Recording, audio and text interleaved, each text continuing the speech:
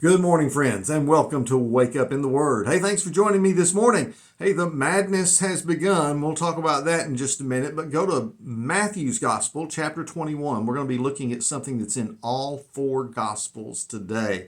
Hey, let's get ready to see what the Word has to say for us. But hey, I know many of you have other things on your mind, especially if you are a basketball fan and you're playing the bracket game with family or friends or somebody at the office.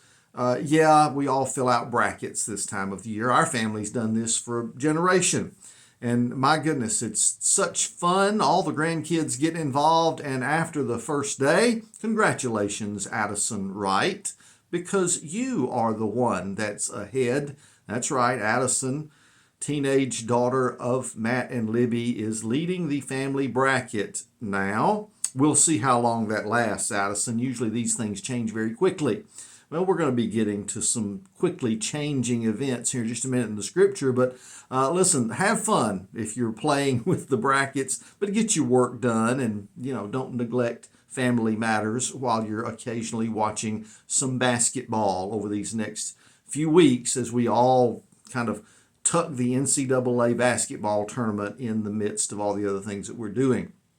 We even have a bracketology group with the Associational Mission Strategists here in North Carolina, and I'm a part of that group. I'm not leading it, but I'm at least in second place with that little group, and that'll all change to, all it takes is one day to blow your brackets apart. Well, we're having a lot of fun with that, and you do too if that's something you're interested in. But in the meantime, let's talk about a real disruption. Oh, listen, basketball's nothing. It's a little sideline. But the real disruption that's about to happen in Jerusalem is because the Messiah is about to arrive. That's right. In our chronology of the life of Christ, we have reached that critical last week of his life, which, by the way, is going to take a long time for us to deal with, okay? Won't deal with this in a week or two leading up to Easter because so much happened during that time. But today, we're looking at the triumphal entry. Now, the triumphal entry is found both in Matthew 21, it's found in Mark 11, it's found also in Luke chapter 19, and in John chapter 12. And the background from John 12, I'm just going to suggest, because we won't finish this today, we'll get back to some of this on Monday, especially read the backstory, because Lazarus being raised from the dead has a lot to do with why many of these people are there cheering for Jesus. But now let's get to the story that occurs in particular to fulfill Old Testament scripture. In Matthew 21, verse 1, it says, "When they approached Jerusalem and they came to Bethphage at the Mount of Olives, Jesus then sent two disciples, telling them, 'Go into the village ahead of you. At once you will find a donkey tied there with her colt. Now untie them and bring them to me. If anyone says anything to you, say that the Lord needs them, and he will send them at once.'" Now, one of the reasons we're using Matthew's gospel is he gives a little more detail than the other two synoptic gospels give, including the fact that we're bringing this donkey and her colt, actually two animals. For the other writers, they don't always want to emphasize there's two. Just the idea that Jesus is coming into Jerusalem on this young animal, this colt. Well, why is this taking place? Well, look at verse 4. This took place so that what was spoken through the prophet might be fulfilled. "Tell daughter Zion, see, your king is coming to you, gentle and mounted on a donkey, and on a colt, the foal of a donkey." Well, the disciples went and did just as Jesus directed them, and they brought the donkey and the colt, and they laid their clothes on them, and he sat on them. A very large crowd spread their clothes on the road. Others were cutting branches from the trees and spreading them on the road. And then the crowds who went ahead of him and those who followed shouted, "Hosanna to the Son of David! Blessed is he who comes in the name of the Lord! Hosanna in the highest heaven!" And when he entered Jerusalem, the whole city was in an uproar, saying, "Who is this?" And the crowds were saying, "Well, this is the prophet Jesus from Nazareth in Galilee." Wow, what a beautiful picture of the triumphal entry. Again, it's repeated in all of the Gospels, and it has some particular implications here. And one, of course, is the fulfillment of Old Testament scripture.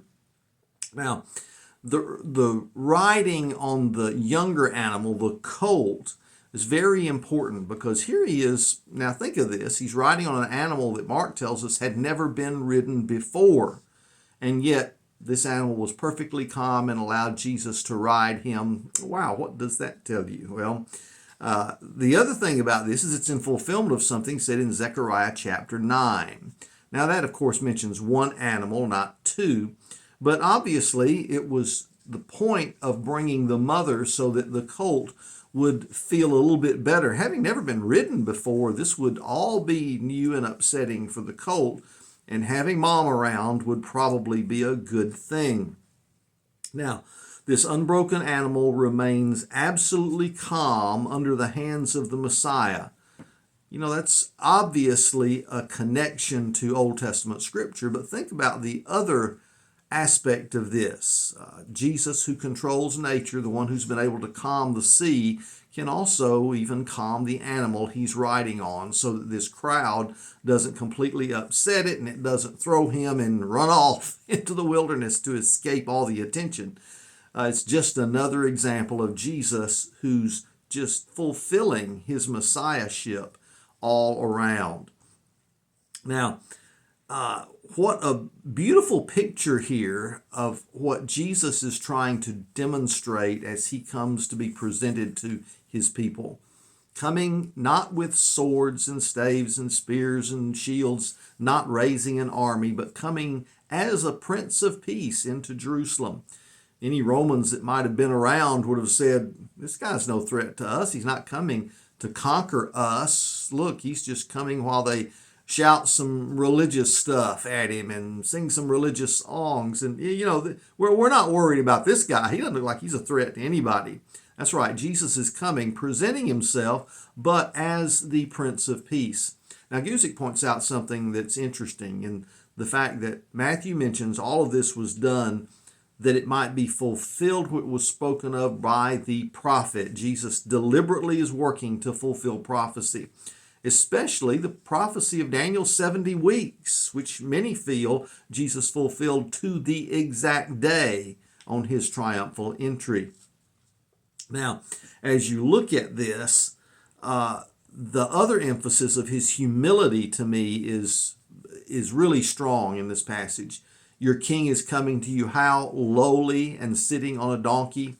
Now, what would a conquering king have done? He would have found a strong, tall, high horse and would have set atop of him, coming in more of a posture of having conquered. Not Jesus. Jesus comes in with humility almost surrounding him because of the way he's chosen to do it. Again, exactly as Scripture predicted.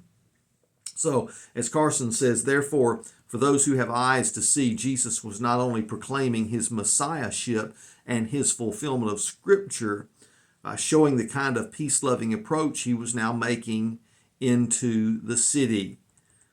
Clark says this entry into Jerusalem has been termed the triumph of Christ. It was indeed the triumph of humility over pride and worldly grandeur, of poverty over affluence, and of meekness and gentleness over rage and malice.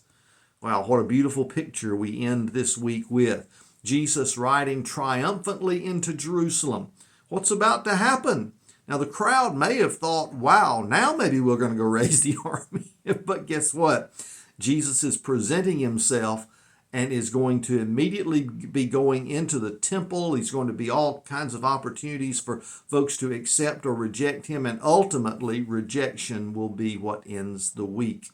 But you know, as we come to this, remember, Bethany is very close to Jerusalem. Even after entering in this triumphal way, tonight Jesus is going to go back to Bethany to spend the night. Catch up with us on Monday and we'll see what's going on with Jesus as this week begins, and so much is going to be happening. And in the meantime, I want to encourage you to go to church with somebody somewhere in with God's people in God's house this Lord's Day.